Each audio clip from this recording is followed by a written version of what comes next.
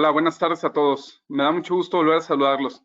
Soy el doctor Oscar Olvera, gerente médico del Laboratorio Sofía, y les doy nuevamente la bienvenida al webinar de hoy, el cual tocará el tema inflamación y superficie ocular, cómo romper esta relación en el ojo seco.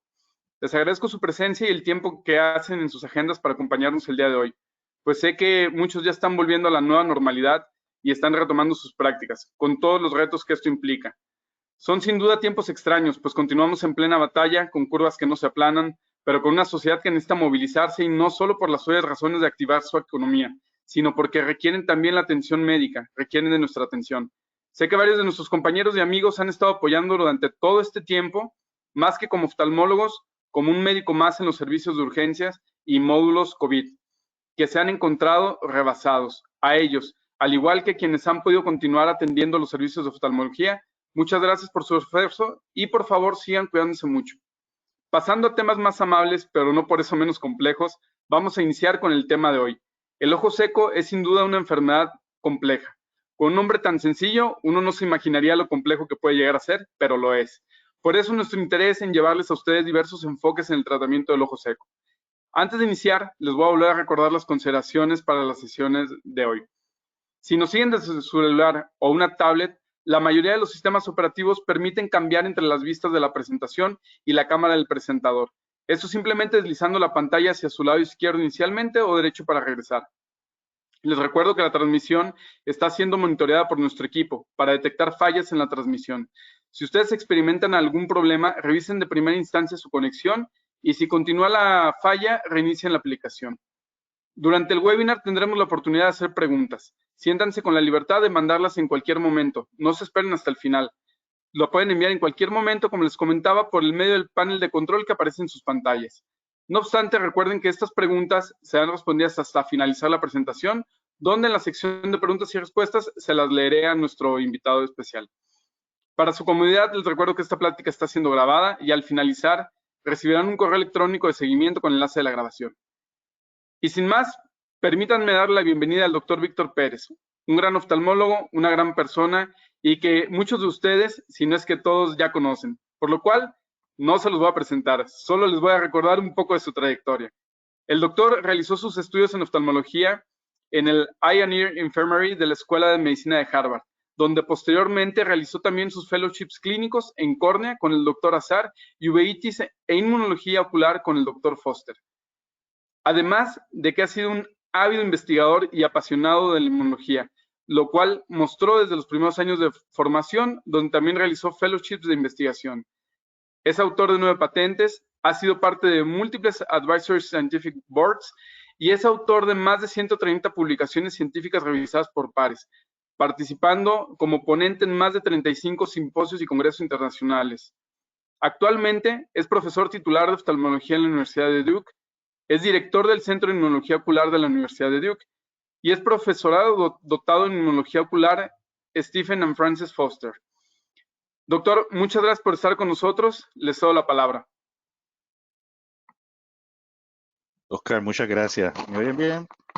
Sí, se oye muy bien, doctor. Perfecto. Oscar, te lo agradezco un montón a los Laboratorios Sofía por mantener este nivel de educación en estos tiempos virales y definitivamente me encantaron tus palabras. Muchas gracias a todos los oftalmólogos y doctores que están trabajando de una forma increíble para mantener la salud de nuestros pacientes en estos momentos tan difíciles.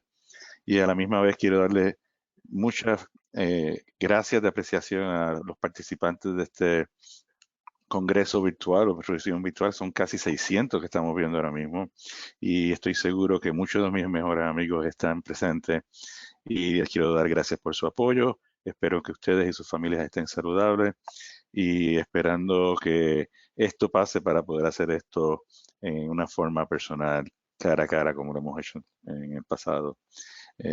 Y para mí definitivamente es un honor. Oscar, felicidades otra vez a los Laboratorios Sofía por mantener un alto nivel de educación y para mí sería un placer hacer esta presentación de un tema que, como muchos de ustedes saben, me llega cerca al corazón, que es respecto a la inflamación y el ojo seco, ciclos viciosos y cómo poderlos entender y cortar.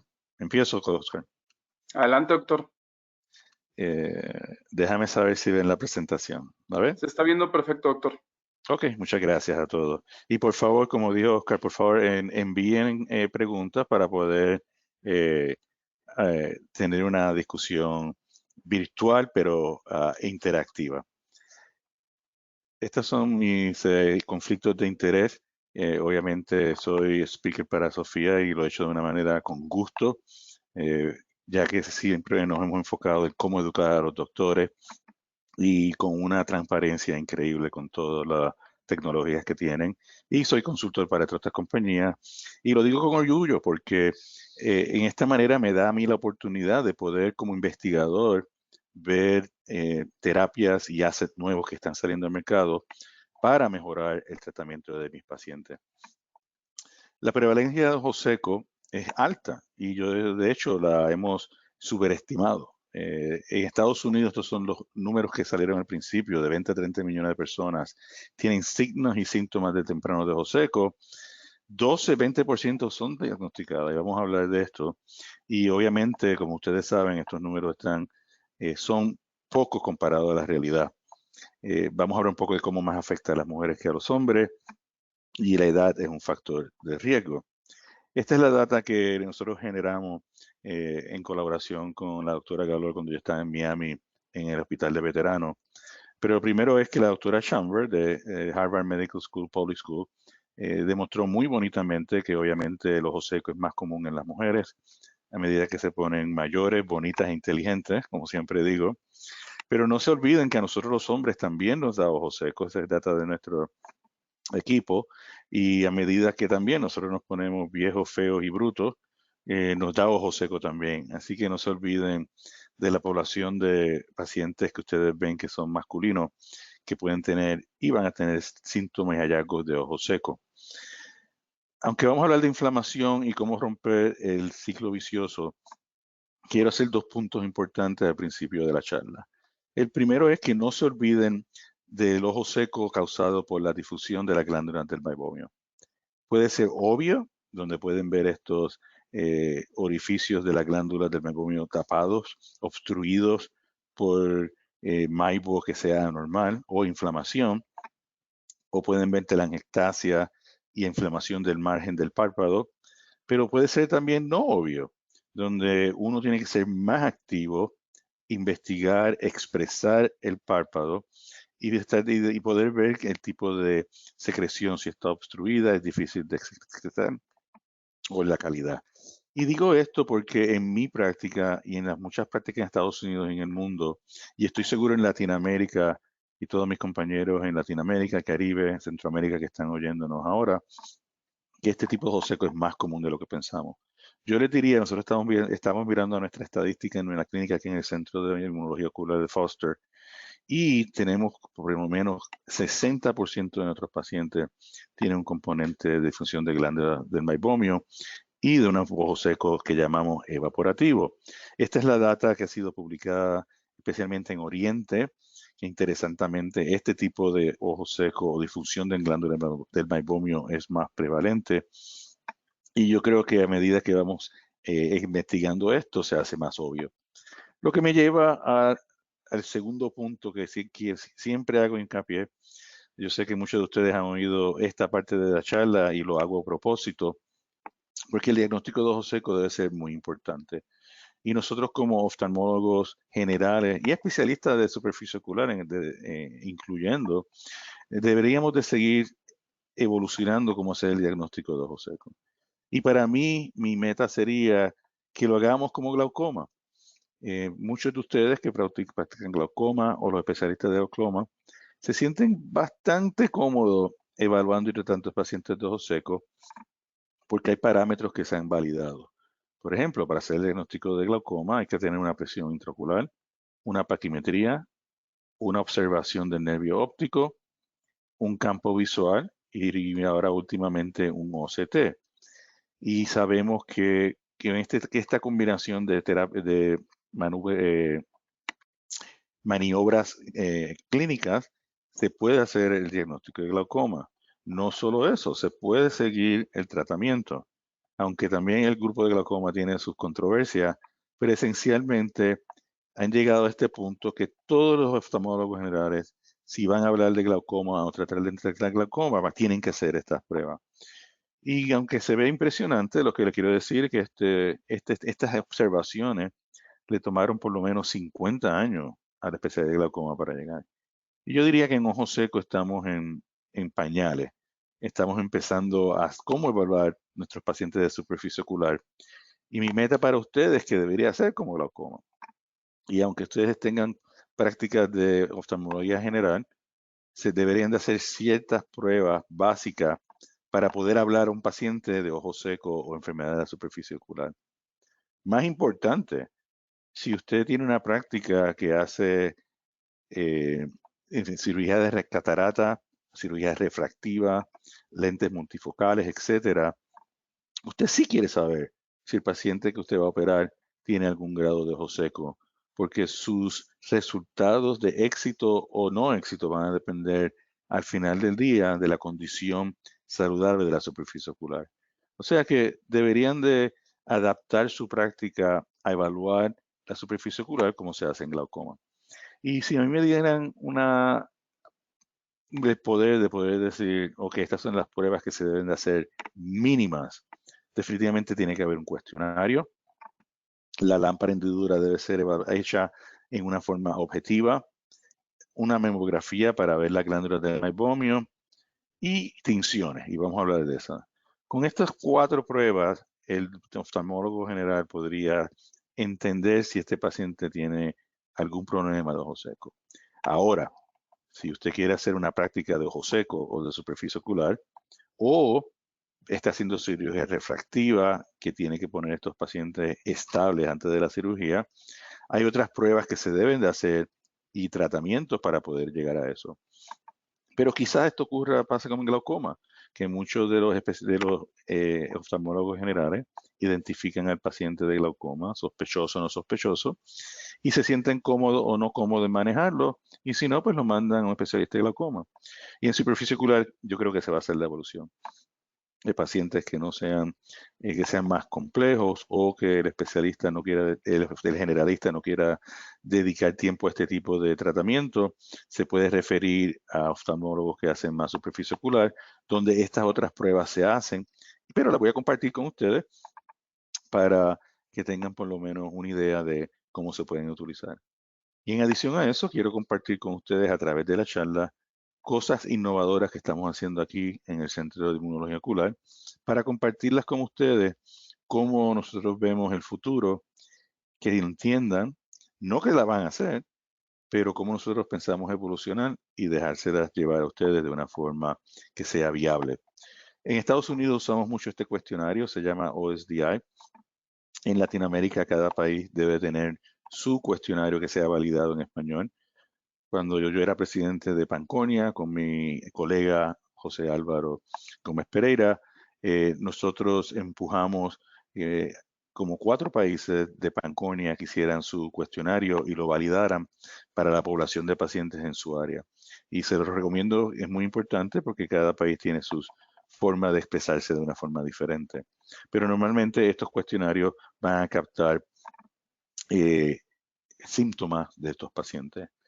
El examen de la lámpara hendidura debe ser bien detallado, documentado y, como dije, proactivo, expresando esas glándulas para ver si estos pacientes tienen enfermedad de la glándula del meibomio, que sean responsables del ojo ocular.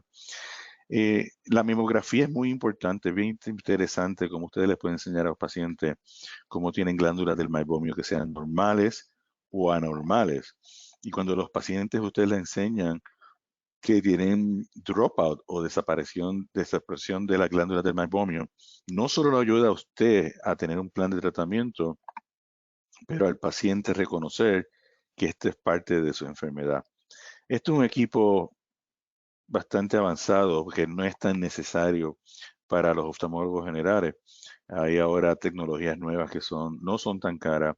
Es una iluminación infrarroja y hasta se puede hacer con una luz brillante que se ponga a través del párpado y ustedes puedan por lo menos tener una idea del estado de esta glándula. Como ustedes saben, usamos mucho las tinciones. Nosotros, oftalmólogos, nos encanta poner gotas en la superficie ocular. Y de las más comunes que usamos es la fluoresceína y la disamina verde. Esto se puede cuantificar. De hecho, nosotros le enseñamos a nuestros técnicos que hagan esto y hagan un score, cosa que cuando yo vea al paciente, ya yo sé más o menos cómo está el estatus de la superficie ocular. La fluoresceína, usamos esta pipeta, micropipeta, ponemos 5 microlitros. Esto se puede conseguir, no es una forma tan cara de hacerlo. Y ponemos 10 microlitros de disamina verde. Y la idea es contar cómo está la queratopatía. Muchos de estos pacientes van a tener hallazgos en la córnea, pero no se olviden de la conjuntiva. La conjuntiva es una parte importante de la superficie ocular y últimamente nosotros estamos descubriendo que muchos de estos factores inflamatorios que causan el ojo seco, lo más probable vienen de la conjuntiva y al final del día la córnea paga el precio. O sea que es muy importante evaluar, ¿verdad? Pueden hacer scores objetivos usando la escala del National Eye Institute para queratopatía y el Oxford Scale para la conjuntiva. Y eso es importante porque así ustedes pueden seguir de una forma objetiva si el paciente está mejorando o está empeorando. Schirmers, si usted tiene un técnico que lo hace consistentemente o un SOP que lo puede desarrollar, es más consistente de lo que pensamos y por lo menos lo deja saber los extremos de pacientes que están produciendo o que no están produciendo lágrimas. Una vez uno pasa a una evaluación más avanzada, y no estoy diciendo que todos los oftalmólogos tienen que hacer esto, pero aquellos que hagan cirugía refractiva, que quieren estar más confidentes de sus resultados, o prácticas que tienen un énfasis en superficie ocular, tienen que aprovechar, y nosotros estamos aprendiendo eso, explotar el honor que tenemos de tener el órgano que nosotros usamos, evaluamos al frente de nosotros, que es el ojo, y la película lagrimal. Y la tecnología de usar volúmenes de micro está avanzando. Este es uno de los primeros ejemplos de la compañía Tear Lab, es la osmolaridad. Y como la definición de ojo seco del DUS, prácticamente osmolaridad es uno de los mecanismos de patología donde el hiperestrés esmolar induce muchos de los cambios que vemos en pacientes de ojo seco. O sea que medir la osmolaridad es un laboratorio o una prueba que nos puede ayudar a entender el nivel de ojo seco de estos pacientes. Es bastante variable, como cualquier tipo de tecnología que mide microvolumen, pero lo que hemos aprendido es que la variabilidad entre un ojo y el otro, prácticamente nos dicen si el paciente tiene una superficie ocular que no está estable y por eso varía tanto. O sea que no es solo el valor absoluto, pero también la variabilidad de estos pacientes para poder saber o tener una idea del estado de estrés hiperosmolar de estos pacientes. Y es bastante sencilla de tomar. Y como parte de nuestra charla hoy, y como inmunólogo, y entendiendo que la definición del DUS siempre ha incluido inflamación y que las drogas que se han aprobado mundialmente para el tratamiento de ojos secos son antiinflamatorios, no nos podemos olvidar de la inflamación, que como dice el título de nuestra charla, hay que entenderla y romper ese ciclo para poder tratar pacientes de ojos secos. Una de las, pensando en biomarcadores, porque como les dije, como en glaucoma, es bueno entender lo que uno está tratando y lo que uno puede seguir. Una de las pruebas más tempranas y quizás únicas que tenemos ahora mismo es medir esta metaloproteinasa 9, como biomarcador de inflamación de la superficie ocular. Esta es una de las primeras pruebas hechas. La empezó RPS, ahora es Inflammatory por Quidel, donde usted coge y puede poner colecta lágrima del Fornix. Este filtro la pasa y hace una reacción enzimática donde si hay positividad de esta metaloproteinasa, va a tener 2 líneas como una prueba de embarazo. O sea que el paciente va a estar embarazado con ojo seco. Es bien interesante. Steve Lukfelger de Houston, Baylor University, fue de los pioneros en presentar que esta metaloproteinasa está asociada con inflamación de la superficie ocular indirectamente a través de la inducción de citoquinas, que vamos a hablar, y otros factores mediadores inflamatorios. Y resulta que los pacientes que tienen ojo seco con un grado de inflamación son positivas para esto. Esto es una prueba cualitativa. Si un paciente tiene más de 40 nanogramos por mililitro de MEMP9 va a ser positivo. O sea que en mi opinión es bastante sensitiva, pero yo la he usado mucho en mi práctica. La han tratado de hacer cuantitativa, pero le quiero dar un ejemplo cómo a mí me ayuda a manejar mis pacientes de ojo seco. Esta es data en el último año generada por mi fellow de inmunología ocular, el doctor Matías Soifer, que de hecho es de Argentina, está conmigo aquí en Duke. Y nosotros vimos a nuestros pacientes que nosotros siempre le hacemos empinada a todo. Y como pueden ver, hay un número alto de pacientes que tienen enfermedades autoinmunes que son MP9 positivo. Esto fue lo que a mí me convenció que pacientes que tienen un grado de inflamación van a ser positivos. Pero pueden ver, tenemos pacientes que no tienen enfermedades autoinmunes y también tienen un grado de positividad. Y cuando nosotros vemos el grado de positividad al principio de la visita y después más de 6 meses de visita, vemos que esta metaloproteinasa, por lo menos en mi práctica inflamatoria, si la pueden llamar así, puede seguir aumentando. Y eso es debido quizás al tipo de paciente autoinmune que yo veo. Y también ven que los pacientes que son negativos se mantienen negativos. Y más data que no les voy a presentar ahora nos ha enseñado que la producción de esta metaloproteinasa sí la podemos modular con el tratamiento de usando colirios antiinflamatorios y estamos empezando a poner esa historia junta para ver cómo lo podemos usar como marcador y de tratamiento, diagnóstico y tratamiento de ojo seco inflamatorio. Pero quisiera compartir con ustedes una rama de investigación más moderna que estamos haciendo también. En colaboración con mi investigador inmunólogo, doctor Daniel Saibian, lo que estamos haciendo es tratar de crear una firma inmunolatoria de estos pacientes. Y lo que podemos hacer es que podemos coger fluido de la superficie ocular. Yo también hago weighting y cogemos líquido del vitrio, pero le voy a dar ejemplo de nuestra experiencia con la lágrima. Y como pueden ver, podemos coger lágrima, aislar las células que están en la lágrima, sacarle el RNA y hacer lo que se dice single cell RNA sequencing para identificar esa firma. Y si vemos cuáles son los genes o los marcadores inflamatorios, podemos hacer lo que se dice un trajectory analysis y usando citometría de flujo, que les voy a dar el ejemplo, podemos identificar por lo menos 50 señales que esa célula tiene por célula. Daniel, y lo que hacemos es, créanlo o no, si hacemos un lavado del Fornix con 100 microlitros de salina, podemos colectar hasta 10.000 células que usando esta citometría de flujo, teñimos las células con 50 colores que esta máquina puede distinguir y cada célula que pasa por el láser podemos coger una firma inmunológica. Este fue nuestro primer hallazgo, que fue muy interesante, lo publicamos en Science Translational Medicine. Y lo que hicimos con Daniel fue que cogimos las células de pacientes con diferentes enfermedades autoinmunes, hicimos este parámetro de alta resolución y empezamos a buscar los marcadores. Esto es la data que se presenta con estos dot plots, como se llaman, y empezamos a buscar, este es un marcador de células macrófagos, células T, cogimos esta población, la teñimos con más marcadores y haciendo este análisis lo que descubrimos es que en pacientes que tienen disfunción de las glándulas del meibomio hay una población de células nuevas inflamatorias que están presentes que ustedes como doctores se pueden imaginar en un ataque constante de la superficie ocular resultaron ser neutrófilos.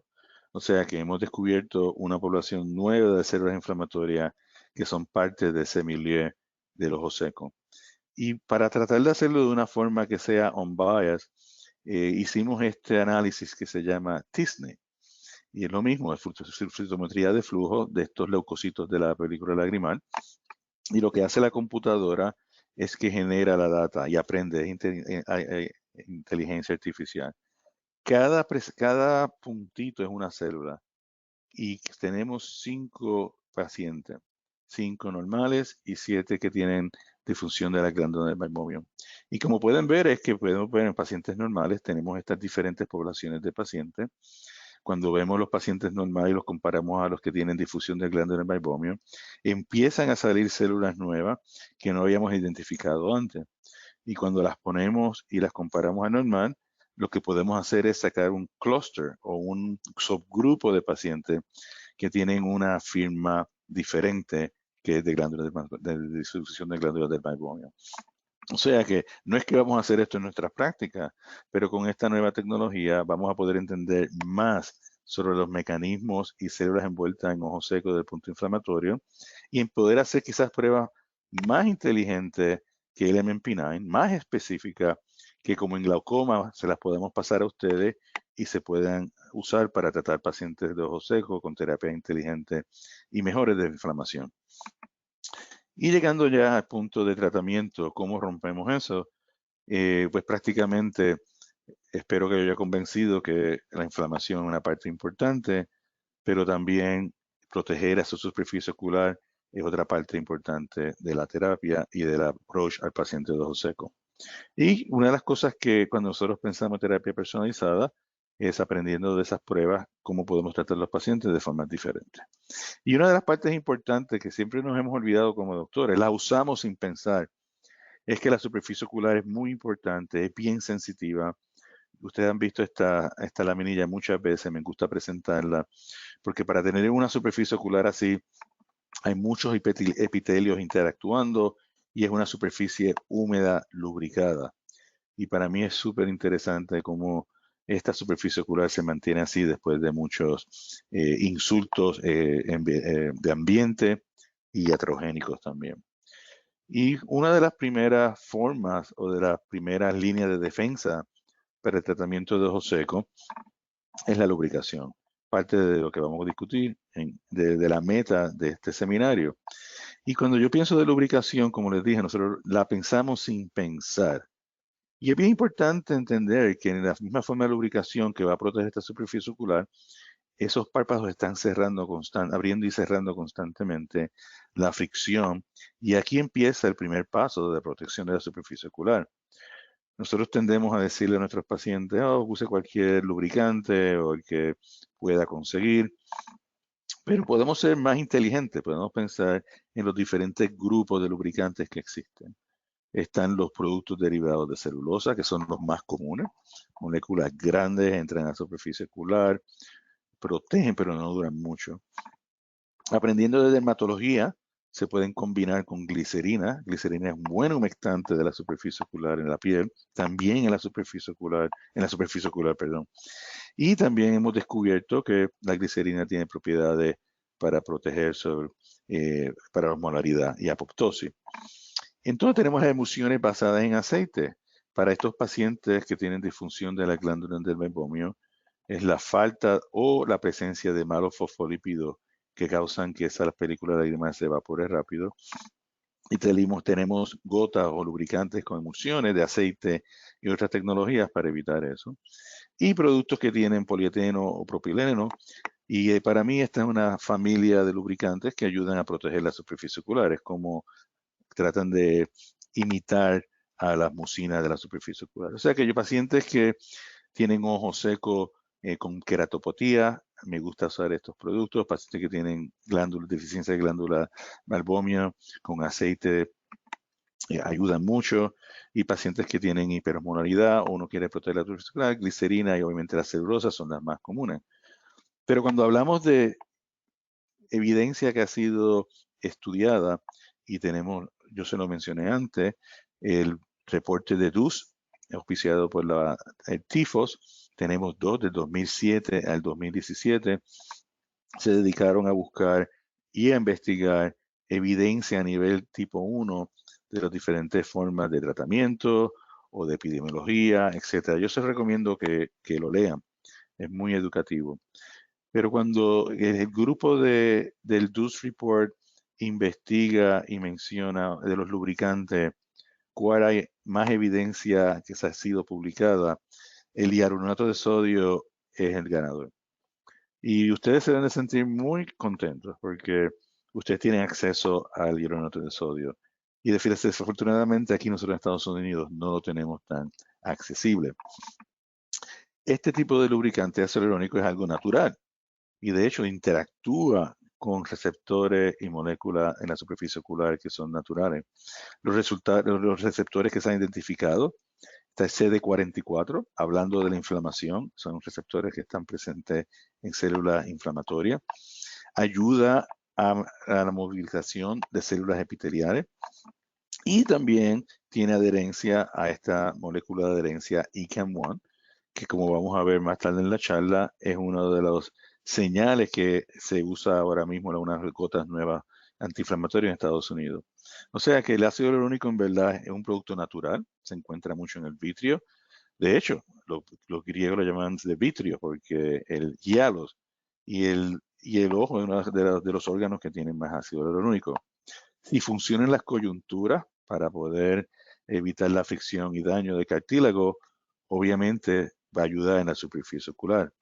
Son disacáridos grandes y es bien importante cuando se formulan que puedan mantenerse en la superficie ocular de una forma eficiente y prolongada. Y eso es uno de los éxitos que Sofía ha podido hacer con el ácido hialurónico que producen. Prácticamente, como les dije, es un auspicio de Sofía, pero me gusta presentar esta data de una forma transparente. Y como les dije, el DUS Panel sí aprueba y piensa que el ácido hialurónico es de la lágrima artificial aprobada. Y yo sé que ustedes tienen muchos productos aquí en Estados Unidos, desgraciadamente no lo tenemos. Yo he tenido la oportunidad de usar el Lagricel, viene sin conservador, y es ácido hialurónico al 0.4%, una osmolaridad normal y un peso molecular entre 1 a 2 millones de daltones. Y es libre de conservadores, que es el sueño de un oftalmólogo, especialmente de la superficie ocular. Es lo que yo llamo lubricación regenerativa. De hecho, el ácido hialurónico se ha probado que ayuda a la migración rápida del epitelio de la córnea. Dr. José Gómez, cuando estaba con Dr. Dua en Inglaterra, demostró in vitro que células de la córnea migran más rápido cuando están en presencia del ácido hialurónico. Se adhiere a la superficie ocular, a la córnea. Me encantaría ver más data cómo ayuda a la superficie de la conjuntiva. Estamos tratando de diseñar experimentos para eso, pero prácticamente ayuda a que esa lubricación sea eficiente y el daño por la fricción entre el párpado y la superficie ocular y la córnea sea minimizado. Tiene propiedades de osmolaridad y definitivamente se siente muy bien en los pacientes. O sea que para mí, en el algoritmo de tratar pacientes con enfermedad de la superficie ocular o ojo seco, si yo tuviese el ácido hialurónico en mis manos, lo usaría de muchas formas. De hecho, ahora mismo aquí en Estados Unidos hay una compañía que está tratando de hacer un ácido hialurónico que cross-link, que se pueda poner a altas concentraciones más altas, y tienen data preliminar que en pacientes que hacen cirugía refractiva de PRK ayuda a que la superficie ocular, el defecto epitelial, sane rápidamente. Y como le habíamos dicho, la inflamación es un mecanismo importante en el ojo seco. Y lo hemos aprendido y lo aprendimos de casualidad, porque pacientes que fueron empezados a tratar con terapias antiinflamatorias, vimos que sí mejoraban las dos, los hallazgos y los síntomas de ojo seco. Y cuando pensamos en la inflamación, no los quiero aburrir a esta hora de la noche, pero a mí me ayuda a pensar cómo la respuesta inmune se desarrolla para poder decidir el tipo de terapia inflamatoria que yo uso en mis pacientes de ojo seco. Prácticamente, aunque esto es un ejemplo de una infección, porque una infección sabemos cuándo empieza y cómo la inmunología o la respuesta inmune se desarrolla, esto es bien similar a lo que pasa en la superficie ocular, pero a un nivel más crónico. Y hay dos tipos de inmunidad. Está la inmunidad innata, que es rápida, depende de las células epiteliales, de los neutrófilos y los fagos y los monocitos, complemento. y pensamos que ocurre rápidamente, es como que la primera respuesta de defensa. Y si esta inflamación no es controlada por la inmunidad innata, se activa la inmunidad adaptiva, que es más evolucionada, pensamos, porque ya está compuesta de los linfocitos T, los linfocitos B, que tienen una especificidad para el antígeno o la proteína que está reconociendo. Trata de controlar la inmunidad innata, desarrolla anticuerpos, desarrolla citoquina y, más importante, desarrolla memoria. Y en ojo seco, estos dos tipos de inmunidades son importantes. Y extrapolando ese diagrama a la superficie ocular, en la superficie ocular, en la córnea y en la conjuntiva, siempre estamos expuestos a algún tipo de estrés. Ahora, pero la modalidad sería por estrés desecante, la fricción, proteínas de antígenos, de alergia, etc.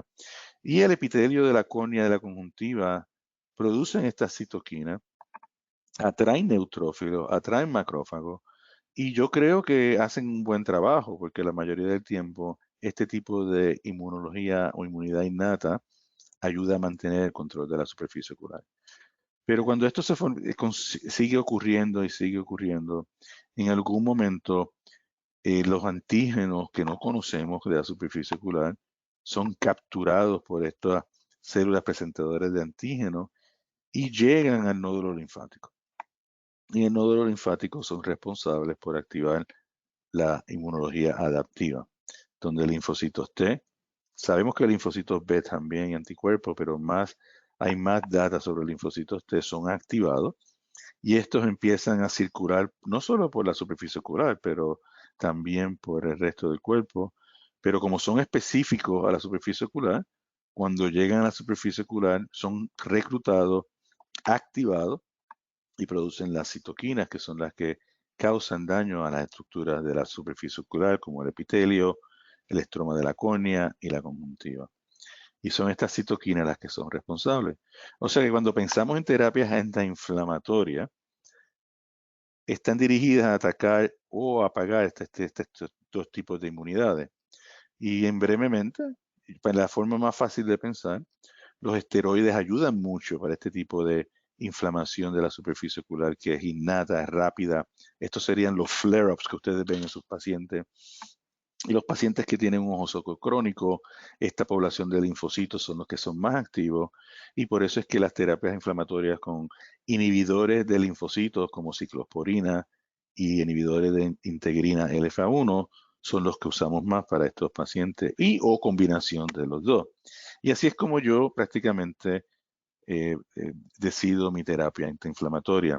Steve Lukather nuevamente fue de los primeros en demostrar que en pacientes de Sjögren con queratoconjuntivitis, el uso de esteroides, en este caso metilprednisolona, ayuda muchamente.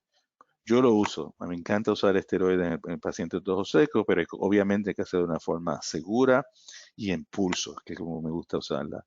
En este estudio demostró que hallazgos físicos de la córnea y síntomas de estos pacientes mejoraron. Y yo creo que el futuro del uso de esteroides es desarrollar esteroides que son inteligentes.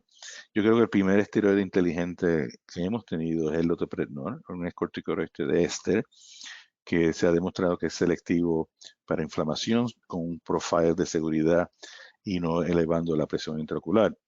Nuevamente fue Steve Lukather que hizo el primer estudio randomizado prospectivo comparando el uso del loteprednol en pacientes con enfermedad de ojo seco contra control y demostró que sí, que el uso de esteroides, de este esteroide, ayudó al mejoramiento de signos y hallazgos y síntomas de pacientes de ojo seco sin tener la complicación de aumento en la presión intraocular. En Estados Unidos ahora tenemos la compañía Cala, que acaba de desarrollar un producto nuevo que fue aprobado por el FDA por los estudios para el tratamiento de flare-ups. Y la diferencia es usar loteprednol a 1% más bajo, pero esto está encapsulado en una nanopartícula que penetra mejor la mucosa de la conjuntiva y puede ser más inteligente y tener dosis de loperamide que son más bajas pero constantes y ayudan para el tratamiento de los flare-ups de ojo seco. Y volviendo a cómo inhibir la otra parte de la inmunidad adaptiva, que parte de la inflamación son estos linfocitos. La familia de linfocitos que se han reconocido que progresan en ojo seco son los TH1 y los TH17. Estos linfocitos se llaman de diferentes familias dependiendo de las citoquinas que producen. Y las citoquinas son las que en verdad causan el daño en la superficie ocular y en otras partes del cuerpo. Y aprendimos ciclosporina, que de hecho fueron los veterinarios los que descubrieron que el uso de ciclosporina es bueno para el tratamiento de ojo seco en sus pacientes de ojo seco, los perros. Evolucionó y hemos descubierto, especialmente en Estados Unidos, que la ciclosporina, el 0.05%, que fue la primera droga aprobada para el tratamiento de pacientes de ojos secos con pobre producción de lágrimas, beneficiaba a estos pacientes. Es un inmunomodulador, de hecho es un antifúngico también, y lo que hace es que evita la activación de los linfocitos T. Es a través de este pathway o este paso de calcinura donde activan los genes de inflamación, especialmente interleuquina 2. O sea que bloqueando esta señal en el citoplasma evita que esta citoquina, que es tan importante para la activación de linfocitos, sea producida y apaga, si se puede decir de esa manera, los linfocitos. Hay muchos estudios demostrando esto, el que ayuda, pero hemos aprendido también que es un por ciento, en mi experiencia sería 20-25% de pacientes que responden, y que tiene también sus complicaciones, especialmente irritación en la superficie ocular. Y es porque es difícil de formular, y por eso es que muchos de estos pacientes tienen irritación o ojo seco. La compañía Sofía, inteligentemente, ha producido Modusic, y una de las ventajas que tiene es que puede aumentar la concentración en un vehículo que es más amigable para la superficie ocular. Nosotros en Estados Unidos no tenemos esta concentración. Ahora acaba de salir una compañía Sun con Cequa y estamos empezando a ver esta concentración. Pero ustedes tienen la suerte de tener estos productos para el uso en sus pacientes de ojo seco, y esta es una ciclosporina que es amigable para la superficie ocular. Hay otros tipos de familiares a la ciclosporina. Yo sé que muchos de los colegas que están en el seminario la usan y prácticamente es el tacrolimus. El tacrolimus es otro inhibidor de células T. Desafortunadamente no lo tenemos en formulación aquí en Estados Unidos, pero sí lo tienen en Japón para pacientes con enfermedad atópica y lo estamos empezando a usar en pacientes de ojo seco. Y en mi opinión es muy bueno. Yo creo que va a ser una de las terapias antiinflamatorias del futuro en estos pacientes de superficie ocular. Y entonces, para finalizar, quiero darle un update de lo que está pasando en Estados Unidos. La compañía Shire, que Novartis la adquirió este producto, descubrió o empezó a usar Lifitegrast, un antagonista de integrinas para el tratamiento de ojos secos. Como yo les dije, es bien importante que estos linfocitos, cuando llegan a la superficie ocular, son reclutados y activados para causar ojo seco. Y lo que hace esta integrina o este tratamiento es que evita y bloquea el reclutamiento y la activación de los linfocitos T, porque bloquea o evita que la molécula de adherencia ICAM participe en este proceso. Que fue la misma molécula que yo les dije que ácido hialurónico también ayuda a bloquear. En Estados Unidos, Cidra o Lifitegrast 5% fue aprobado por FDA en el 2016. Fueron 4 estudios grandes hechos para probar esto, y fue la primera droga aprobada para el tratamiento de síntomas y hallazgos de ojo seco. Ya yo tengo por lo menos 4 años de experiencia con esta medicina. La uso bastante, tiene sus limitaciones. Cuando funciona, funciona. Cuando no funciona, no funciona. Pensamos que quizás es una alta concentración de la formulación. Pero sí, mis pacientes que tienen más síntomas de ojo seco, esta sería, especialmente con un componente inmunológico, de mis primeras drogas para utilizar. Y vamos a seguir aumentando. En mi laboratorio encontramos otro modulador de calmodulina que pensamos que sí puede ayudar con el ojo seco, especialmente porque inhibe células T y macrófagos y neutrófilos también. Y tenemos datos de la preliminar que quiero compartir con ustedes rápidamente.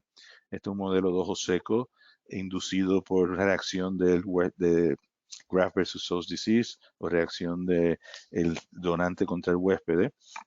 Y pueden ver que cuando ponemos este inhibidor en la superficie ocular, evitamos el desarrollo de la enfermedad, especialmente evitando inflamación del párpado de la superficie ocular. Y espero que en seminarios en el futuro podamos compartir con ustedes más data sobre esto.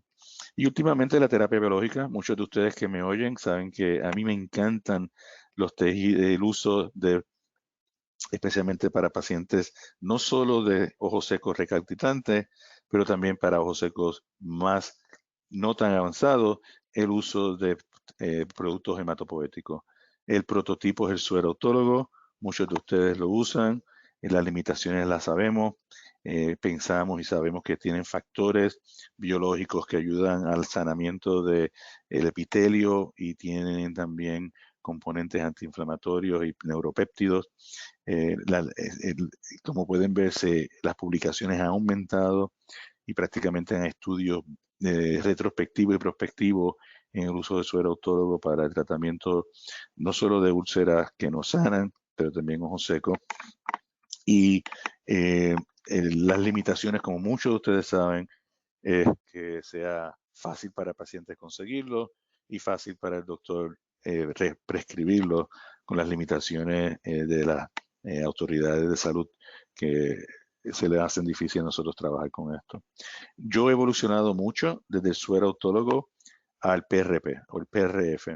En contraste a usar el suero autólogo, usamos el plasma en colaboración con la compañía BTI de España, con el doctor Eduardo Anitúa, que ha podido evolucionar esta terapia de plasma, de usarla en cirugía maxilofacial y de trauma de coyuntura. Este es el PRP que se inyectan a nuestros atletas, a poder hacer un colirio y usarla en la superficie ocular. Es más concentrado. Esta es una microscopía confocal enseñando factores de crecimiento que están en esta membrana. Nosotros lo usamos como colirio. Un paciente que fue tratado con suero autólogo y seguía con una úlcera persistente, lo empezamos en PRF o el PRP, y como pueden ver, poco a poco sigue cerrando. Y yo estaba bastante impresionado porque este paciente tiene una combinación no solo neurotrófica, pero también de disminución de células limbales. Y ahora mismo es de nuestros productos que usamos más comúnmente, no solo para este caso severo, pero también para ojos secos normales.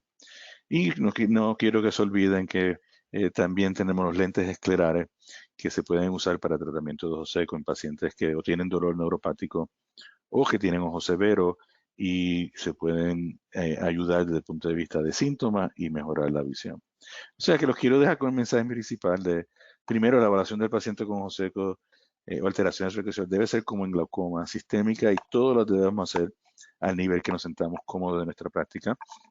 Es nuestra responsabilidad seguir estandarizándola y validarla, y que el control de la inflamación es esencial en el tratamiento de ojo seco, y que la lubricación es parte de ese algoritmo. Es un parte muy importante. Debemos de ser inteligentes como usamos nuestras lágrimas artificiales. La lubricación regenerativa, el ácido hialurónico es el prototipo de la lubricación regenerativa, y yo estoy muy contento que compañías o farmacéuticas como Sofía se han encargado de hacerla útil y fácil de usar para nuestros oftalmólogos y para nuestros pacientes, y que seguir desarrollando terapias nuevas antiinflamatorias es el futuro de nuestro campo. Y sí, hay que mantenernos al día. Esto es un campo que está evolucionando rápidamente, y yo estoy seguro que gracias a estos seminarios nos ayudan a todos a compartir ideas, mejorarlas y desarrollar conceptos nuevos para la principal meta de mejorar a nuestros pacientes. Muchas gracias. Muchas gracias, doctor, por su ponencia. Excelentes temas. Y bueno, vamos a pasar a la parte de las preguntas. Están muy activos, les mandan muchos saludos. y muchas Igual. felicitaciones. Por Este, favor, envíales también. No los veo con este tipo de GoToWebinar, pero por favor me le envía saludos a todos mis amigos. sí, sí, cómo no, de su parte. Y pues vamos a empezar con las preguntas. La primera pregunta de la doctora María Luisa Villalón Ah, es referente al uso de los colorantes, de la fluoresceína y el verde de lisamina. Esta pregunta la podemos hacer en dos sentidos. Uno, mencionó que son 5 microlitros de fluoresceína y 10 microlitros de verde lisamina. ¿A qué concentraciones? Digo, considerando que normalmente lo que se tiene en los consultorios son las tiras sí, de fluoresceína y las tiras de verde lisamina.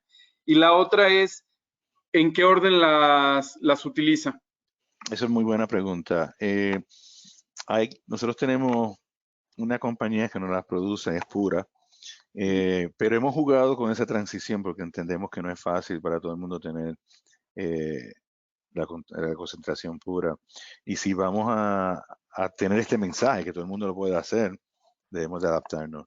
Y lo que hemos hecho es que si uno coge la tirilla y pones una gota de BCC o salina y la dejas en la tirilla y de ahí coges la pipeta y coges los 5 microlitros, va a tener concentración suficiente para poder tener la atención que quiera. O sea que esa es una forma de cómo adaptarse a eso. Y nosotros ponemos la fluoresceína primero y después la lisamina verde. Y el racional para eso es que al poner la fluoresceína primero, nos da tiempo a hacer el tiempo de ruptura lacrimal, el tear breakup time. Y al acabar eso, le da tiempo al epitelio de la córnea y de la conjuntiva a absorber las otras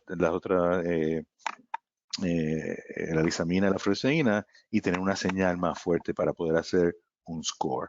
Es una pregunta muy buena. Lo que sí estamos avanzando, y yo creo que un buen número de los participantes en el seminario tienen acceso a la tecnología Keratograph de Oculus. Y esto va a ser lo más fácil porque es como lo que yo digo, one stop shop.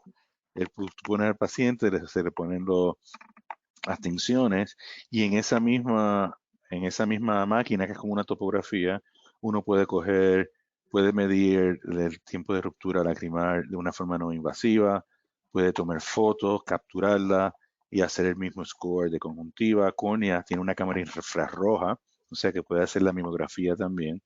Y nosotros ya la llevamos usando por un año y medio, estamos empezando a validar la data. Y es fácil para el paciente y para en una práctica que uno quiere mover los pacientes rápido y hacer análisis, yo creo que esto es lo que va a cambiar el campo de ojo seco. Doctor, aprovechando que tocó el tema del queratograph, nada más que no encuentro bien la pregunta. Ah, ya. El doctor Rudy Gutiérrez pregunta en relación a eso, al queratograph de Oculus. ¿Usted está familiarizado con el Antares? No, lo he oído, pero no Ah, estoy familiarizado. ok, Creo que, porque la creo pregunta que era precisamente esa, de si eran equivalentes los valores que se obtienen del Antares contra el queratograph 5M. sí, no, me encantaría hacer ese estudio. Y yo creo que es muy buena pregunta. Yo creo que lo que va a pasar es que otras tecnologías el concepto es el mismo, ¿verdad? Que sea fácil tomar esta data de un paciente, que sea fácil para la práctica y fácil para el doctor, fácil para los técnicos y fácil para el paciente.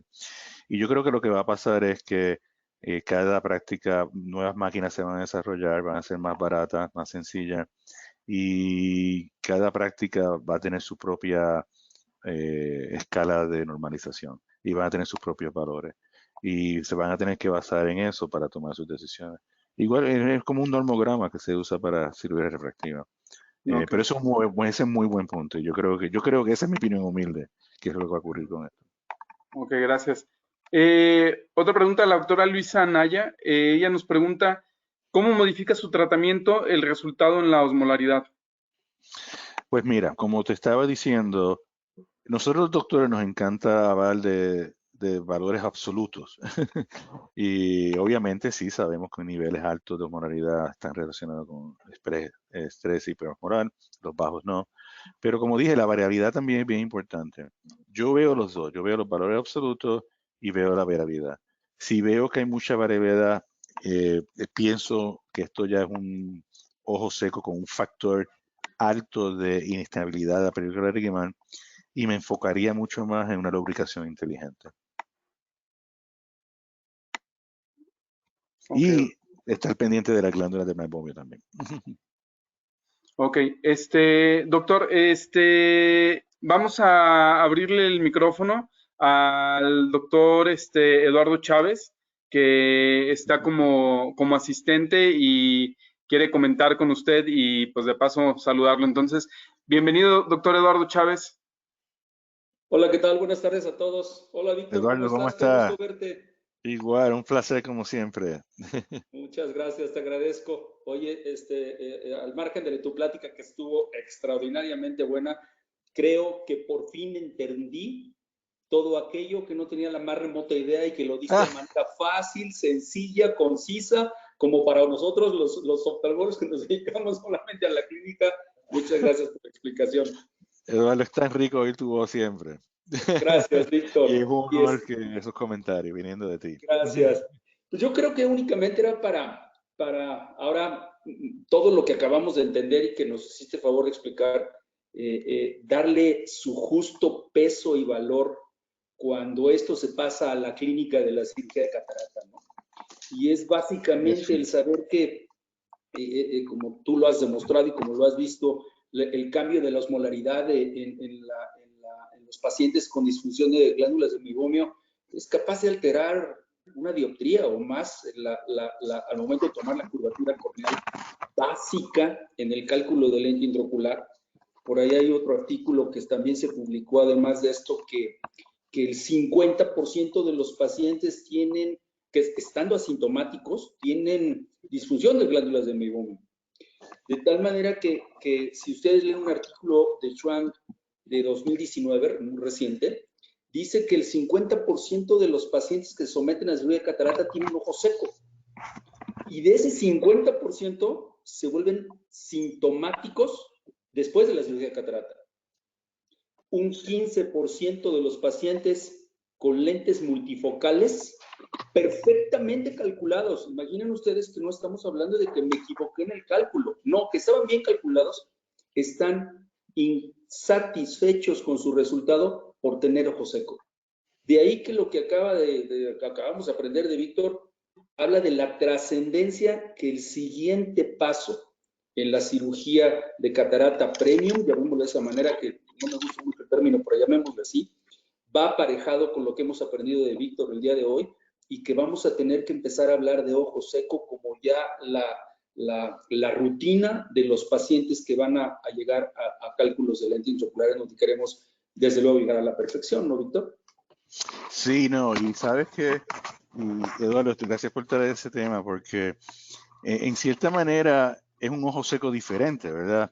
Es un ojo seco que lo descubrimos en el momento que estamos haciendo una planificación para cirugía.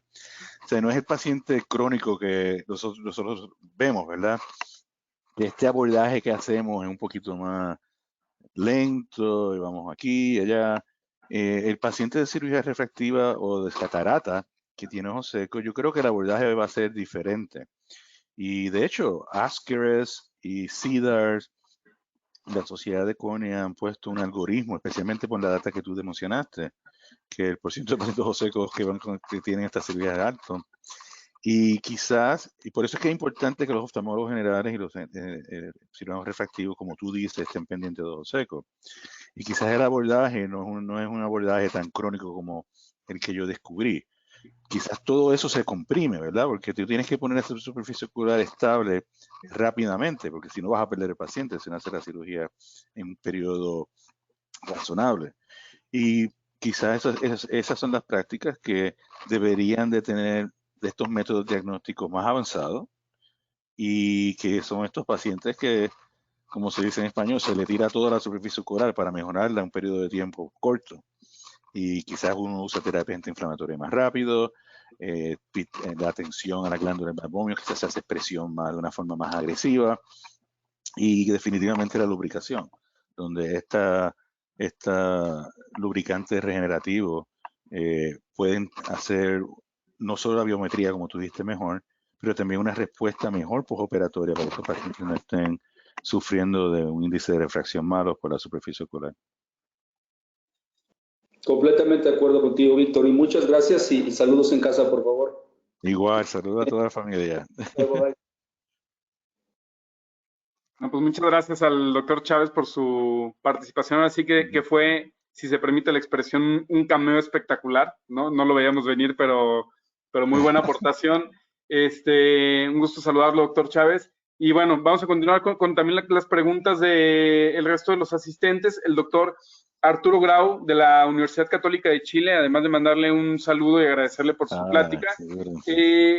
Quiere saber su opinión al respecto de los pacientes que son asintomáticos, pero tienen blefaritis evidente, tiñen la superficie y que incluso tienen osmolaridades alteradas.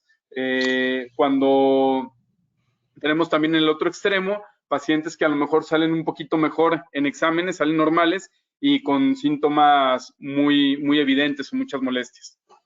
Sí, no, muy buen punto. Un saludo allá a todos mis amigos en Chile.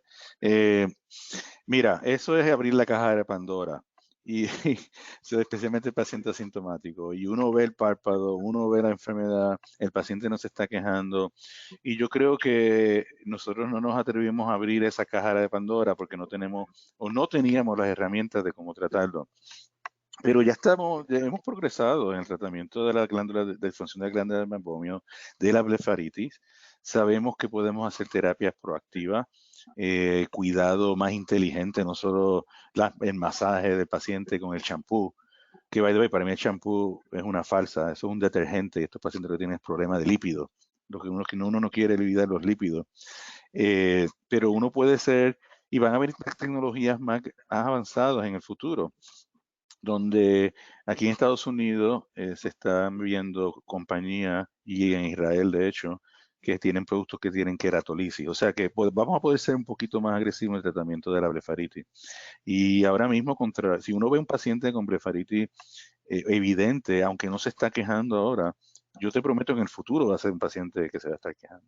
O sea que qué mejor momento de poder tratar a estos pacientes para evitar que progresen. Y la higiene del párpado es muy importante y nosotros vamos a tener que estar más envueltos en ese tratamiento, no solo depender del paciente. Y ejemplo de eso, nosotros abrimos, cuando yo estaba en Bascom Palmer, y aquí en Duke lo tenemos, una clínica de párpado, donde si nosotros identificamos a ese paciente, les hacemos citas para que vengan y nosotros mismos le hacemos la limpieza, podemos expresar las glándulas, etcétera. O sea que eso es un buen punto. Y obviamente el paciente que sí tiene síntomas, ese definitivamente necesita terapia más agresiva. Y por eso las terapias de calor directo, de expresión, con los diferentes aparatos que están ocurriendo, instrumentos que están saliendo al mercado, nos van a ayudar. Ok, doctor.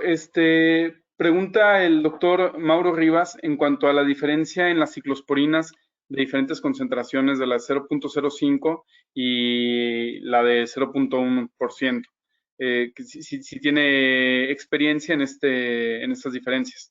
Sí, no, definitivamente. De hecho, de todas las especialidades de medicina que están bien familiarizados con ciclosporina, yo creo que oftalmología es de las primeras, después de los de trasplante.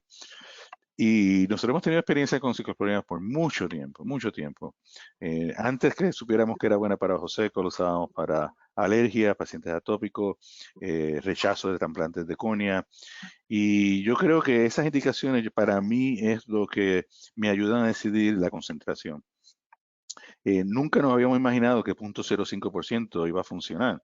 Y obviamente la data que salió de la farmacéutica de Allergan con Restasia aquí en Estados Unidos, lo que demostró fue en un estudio de diluciones de 0.1, 0.05%, y cómo formularlas, vieron los resultados que eran bastante positivos para el paciente de ojos secos, con una concentración de 0.05%. Pero nosotros sabemos que concentraciones altas también son muy buenas. Y de hecho, cuando yo pienso en un paciente atópico o un paciente de trasplante, me gustaría tener un producto que llegue por lo menos al 1% o hasta el 2%. O sea que ahora ustedes tienen más ventaja de tener una ciclosporina que está al 0.9%, casi al 1%. Y yo creo que en ojos secos, especialmente los ojos secos que son autoinmunes o los secos que tienen un componente más inflamatorio, artritis reumatoidea, me encantaría tener una ciclosporina que fuese a esa concentración, especialmente si está en un vehículo que se puede solubilizar mejor y que sea amigable para la superficie ocular. O sea que yo creo que, y esta es mi opinión humilde, en pacientes con inflamación de superficie ocular de ojo seco, esa concentración, ese range de 0.05% a 1% es fantástico. Y para cosas que son más severas, como atopia, trasplante de rechazo, algo más poderoso de 1% o 1% más frecuente sería mi selección de concentraciones. Gracias, doctor. El doctor Jesús Ramón Álvarez pregunta acerca del Lifitegrast. Pregunta en qué porcentaje de sus pacientes más o menos funciona. Ya ve que comentaba usted que o funciona o no funciona. Entonces, se quedó con la duda de que en qué porcentaje. No, muchas gracias. Sabes que yo creo que es muy similar al mismo porcentaje de pacientes con ciclosporina. Y yo diría como 25%. Que uno piensa que es bajo, ¿verdad? Pero es alto cuando uno considera estos pacientes antiinflamatorios. No tengo la data cuantificada, pero yo te diría que ese 25% quizás representa los pacientes que tengan un componente inflamatorio significante. O sea, cuando tú lo pones en una población de pacientes que es heteróloga, como decimos, el ojo seco común, por eso es que hay que considerar la disfunción de la glándula del binomio, falta de lubricación que puedan estar causando el ojo seco. Y recuerda, estas son terapias bien específicas a las células T, los dos, ciclosporina y Lifitegrast. Y quizás eso es lo que la data nos está diciendo, que en ese tipo de inflamación, esa población de células, ese es el mecanismo de acción. Pero quizás hay otros mecanismos inflamatorios, como hablamos, otras armas de la inmunidad adaptiva o de la inmunidad innata que están envueltos, que estas terapias de células T no van a afectar. Y por eso es que el desarrollo de terapias inflamatorias, el desarrollo de entender cuáles son las células que están presentes es muy importante. Y de ahí sacar terapias nuevas. Que es lo que, por ejemplo, la data que le presenté, nosotros descubrimos que los neutrófilos también están presando. Y quizás necesitamos drogas que ayuden a esa población también. Doctor, con eso que comentaba el mecanismo de acción de Lifitegrast y la ciclosporina, ¿usted cree que hay cabida para el tratamiento concomitante, utilizar al mismo tiempo en un paciente ciclosporina con Lifitegrast? Oscar, esa es tremenda pregunta. Y yo la he estado pensando mucho, porque obviamente yo he trabajado con Lifitegrast, he trabajado con ciclosporina, y cuando Lifitegrast salió, yo fui lo que los ayudé a hacer el mecanismo de acción, cómo explicarlo. Y prácticamente el Lifitegrast funciona de dos maneras, evitando el reclutamiento de células inflamatorias, especialmente las células T, y evitando que se activen también. O sea que es como que mata a dos pájaros con un tiro. Evita que quizás las células nuevas que están viniendo ya dejan de venir y las que están ya presentes en el tejido las deactiva. Ciclosporina, si lo quieres pensar de la misma manera, solo evita que se activen o las que estén activadas, desactivarlas. Directamente no afecta el reclutamiento. Quizás indirectamente, ¿verdad? Porque si desactivas la célula no va a producir señales que te atraigan células inflamatorias. O sea que para mí inmunológicamente no hace sentido combinarla. Pero, ¿sabes cómo es la naturaleza? ¿Sabes cómo son los pacientes? Y yo he tenido conferencias donde colegas míos han usado las dos y han encontrado beneficios. Así que los pacientes saben mejor que nosotros. Pero por ahora yo no las combino. Mi algoritmo es, o viene un paciente nuevo que tiene inflamación, y yo usaría Lifitegrast ahora solo para aprender más de la molécula y tener más experiencia con el producto. O si creo que tiene más síntomas. Si no, si creo que no va a aguantar el Lifitegrast, empezaré en ciclosporina. O si un paciente viene con ciclosporina y está funcionando, no lo cambio. O si está funcionando y debe funcionar, me encantaría tener la ciclosporina de 1% para aumentarla y aumentar la concentración de ciclosporina. Gracias. Doctor, preguntan el doctor Ernesto Granadino si ha tenido experiencia con colirios de insulina en las enfermedades de superficie ocular con erosiones recurrentes. Sí y no. Lo hemos usado en pacientes con quemadura química, pero me imagino que viene de Foscal esta idea, porque el doctor Virgilio Garvis han estado trabajando mucho con esta idea. Y yo creo que es muy interesante. La insulina es un buen factor de crecimiento. Muchas de estas enfermedades del epitelio necesitan factores de crecimiento que no sean caros. Y la insulina, ellos han demostrado, y hay publicaciones también, que en colirio es segura, no es que van a tener hipoglicemia, etcétera. Eh, eh, eh, el problema es, obviamente, que hay que hacerla, y hay que hacerla, hay que formularla. Entra en solución bastante fácil, o sea que tampoco es nada complicado, pero tampoco es fácil, hay que conseguir la insulina, ponerla en solución, etcétera. Pero sí, es un pensamiento muy bueno y le doy mucho reconocimiento a Foscar y a Virgilio en el trabajo de eso. Doctor, aquí varios doctores han preguntado, por eso pues no voy a decir nada más un nombre, acerca del suero autólogo, ¿cuál en su experiencia es la mejor concentración y dosificación que utiliza? Ujú. Bueno, como muchos de ellos saben, a mí me encanta el suero autólogo. Cuando nosotros estábamos en Bascom Palmer empezamos una clínica de suero autólogo, tratando de hacerla fácil para el paciente y para mí. Y ahora que está aquí en Duke también tenemos una clínica de PRGF. Las concentraciones que se usan en las publicaciones, 20%.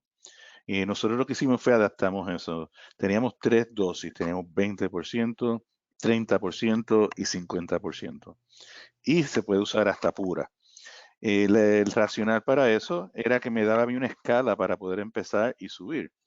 Yo creo que al paciente lo ayuda sabiendo que hay otra formulación que podemos subir. Dependiendo de la severidad de la queratopatía, normalmente empezaba paciente, la mayoría en 20%.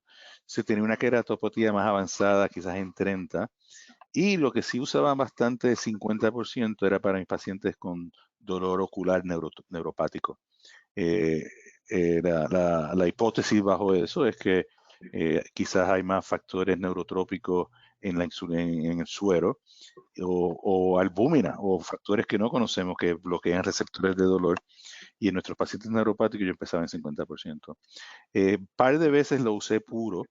El problema con eso es que causa visión borrosa, hay que sacar más sangre al paciente y es más difícil. Pero esas son las dosis que nosotros, las concentraciones que usamos. Pero si uno ve la literatura, 20% es la más usada. Okay. Doctor, la doctora Anel Maldonado pregunta si puede ampliar un poco sobre el mecanismo en el que el hialuronato ayuda en la regeneración del epitelio. Pues mira, funciona de 2 veces. El ácido hialurónico, el receptor es CD44. Y CD44 está expresado no solo en células inflamatorias, de hecho, en el tracto gastrointestinal, este es el receptor que está presente. Hay mucho ácido hialurónico. O sea que a través de este receptor también ayuda a estimular la migración de células epiteliales de la córnea. También hay una molécula de adherencia, ICAM1, que es la que estábamos hablando del Fitograph, que no solo es de pathos inflamatorio, pero a niveles expresados diferentes ayuda a que estas células sigan migrando. Y de hecho hay data, está, como dije, la data de usted, mi amigo y compañero José Álvaro Pereira Gómez en Paulista, y el que cuando estuvo trabajando con el doctor Dua en Inglaterra, tienen un buen paper donde hicieron un ensayo in vitro de células epiteliales humanas, donde uno las separaba con un bisturí o la separaba y entonces tenían un ensayo de migración y poniendo ácido hialurónico podían ver cómo en contraste a una solución salina o control, estas células avanzaban más a través del tiempo. O sea que sí, hay una biología con respecto a ácido hialurónico. Y de hecho, cuando yo pienso de ácido hialurónico, para mí es una curita biológica. Y de hecho, si yo tuviese la concentración que ustedes tienen en la glicera aquí en Estados Unidos, para mí esas serían las terapias primeras que yo usaría en estos pacientes. Y para mí sería un equivalente quizás a suero autólogo, porque la puedes conseguir ya formulada, sin conservador, y sabemos que tiene un poder biológico en esta célula. Doctor, también, gracias. Una pregunta también recurrente con varios de nuestros asistentes, perdón, es su experiencia con el uso de la luz pulsada, como tratamiento. No, gracias por la pregunta. Tengo que añadir eso a la charla. Lo que pasa es que aquí en Estados Unidos, ustedes tienen más, primero tienen más láseres, más sources de light para hacer la terapia. Y han avanzado más y le han adaptado mejor al ojo. Aquí en Estados Unidos, pues como saben, con el FD es más lento todo. Sí. Pero el doctor Toyo es el que tiene más experiencia. En mi práctica, la doctora Gupta tiene mucha experiencia. Y la data está empezando a salir. La mejor data que yo he visto es de la doctora Jenny Craig, de Australia, que es de las pocas que ha hecho un estudio randomizado, enmascarado con luz pulsátil. Y sí ha demostrado que la glándula de difusión del meibomium, por lo menos la hiperemia, mejora los síntomas. La teoría es que cierra estos vasos sanguíneos o capilares, y también estas glándulas les gusta la hipoxia y ayuda a inducir la hipoxia. Esas son las teorías que se usan. Prácticamente, para mí, donde yo le veo más uso es en pacientes que tienen rosácea.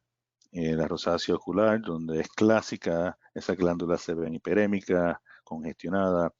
Esa es la del tipo de pacientes que yo estoy empezando a usarla más. No tengo tanta experiencia como el doctor Toyo o el doctor Gupta o muchos de ustedes presentes en el seminario, pero sí, es parte del armamentario del tratamiento de ojo seco corporativo con difusión de glándulas meibomium.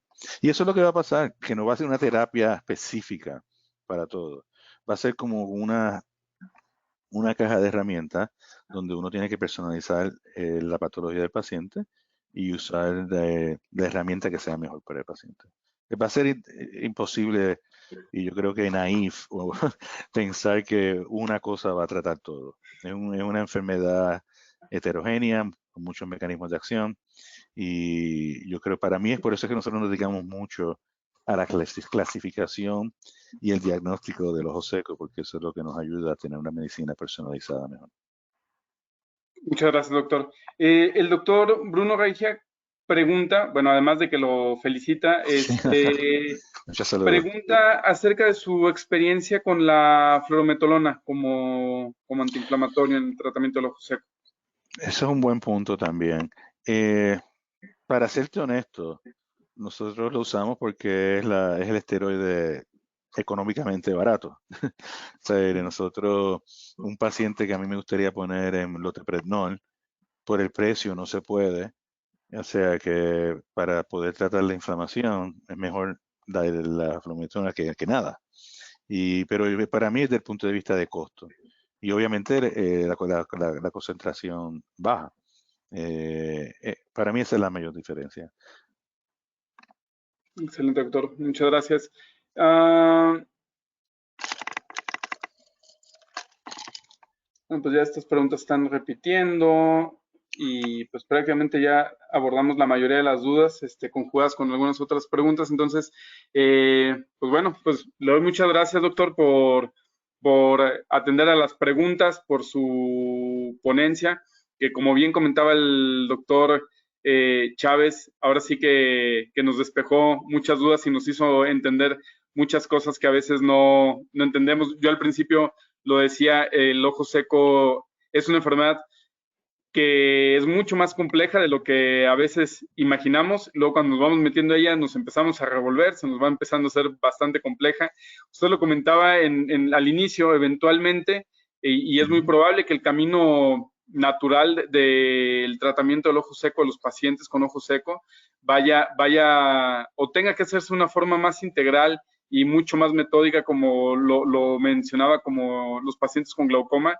Esa lámina ahora sí que me pegó mucho porque es algo que siempre había pensado, pero como que no o sea, más bien como que no lo había sabido aterrizar, pero es eso, de lo complejo que es. Entonces, muchas gracias, doctor. Lo dejo para que despida a los asistentes, despida a sus amigos, que muchos, le mandaron muchos saludos y muchas felicitaciones. Entonces, lo dejo, doctor, para que despida a nuestros asistentes. No, un millón de gracias. Primero a ti, Oscar, y a Sofía y al equipo por darme esta oportunidad. Como dije, en estos tiempos difíciles se necesitan estas actividades para mantenernos activos y tener esperanza en el futuro. Así que muchas gracias a ustedes por el apoyo y siempre por la transparencia. Es muy importante y por eso es que me gusta trabajar con ustedes y siempre están tratando de pensar fuera de la caja y los sigo incitando para que sigan haciendo eso. Y obviamente a todos los participantes. Vi aquí en el número que llegamos hasta 904 participantes en el seminario, que para un miércoles por la noche es bien impresionante y se los quiero agradecer mucho y que se mantengan seguros, que sigan advocando por el tratamiento de ojos secos y avanzándolo y que aquí a la orden, a través de virtual y esperando en el futuro que puedan venir a visitarnos, una casa nueva abierta para ustedes. Y muchos saludos a todos mis amigos y se mantengan sanos, saludables y saludos que cuiden mucho a sus familias y a sus pacientes. Muchas gracias, doctor. Como siempre, un gusto contar con usted. Muchísimas gracias por todo. Muchas gracias a nuestros asistentes. Como comentaba el doctor, es fenomenal contar en un miércoles por la noche, por la tarde, todavía en horario laboral en algunos de los países es muy gratificante ver cómo buscan el estar actualizados, pero definitivamente esto es gracias a la presencia del doctor Víctor Pérez, a que sabían que iban a aprender bastante. Entonces, pues bueno, no me queda más que repetir las palabras del doctor. Cuídense mucho con esta normalidad tan rara. No bajen la guardia y nos estamos viendo pronto. Y estaremos visitándolo pronto, doctor. E igual Sí, esperamos que pronto también nos visite, en cuanto las circunstancias nos lo permitan. Eso sí estoy loco por hacer. Extraño mi Latinoamérica, Centroamérica y el Caribe. Pues bueno, buenas noches. Muchas gracias a todos. Hasta Cuídense, luego. muchas gracias.